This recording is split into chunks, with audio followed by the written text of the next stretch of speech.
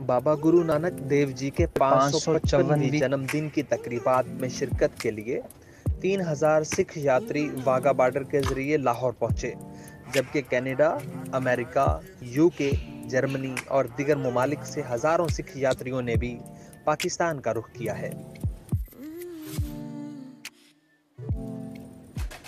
Wagah border पर हमसाया मुल्क भारत से आने वाले सिख यात्रियों का इस्तकबाल एडिशनल सेक्रेटरी औकाफ राना शाहिद सलीम हमरा सिख प्रबंधक कमेटी के सरबराहान ने किया। भारतीय सिख यात्रियों ने पाकिस्तान सरजमीन पर पहुंचकर खुशी का इजहार करते हुए कहा कि ये गुरुओं की धरती हमारा दूसरा घर है।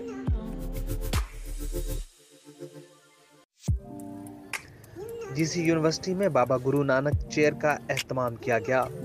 सिख यात्रियों ने बड़ी तादाद में शिरकत की, भजन पेश किया गया।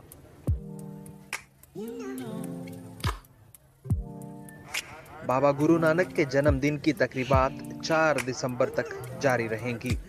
सिख यात्री जत्थे गुरुद्वारा जन्म स्थान ननकाना साहब और गुरुद्वारा पंजा साहब समेत दीगर मजहबी मकामात की जियारत करेंगे।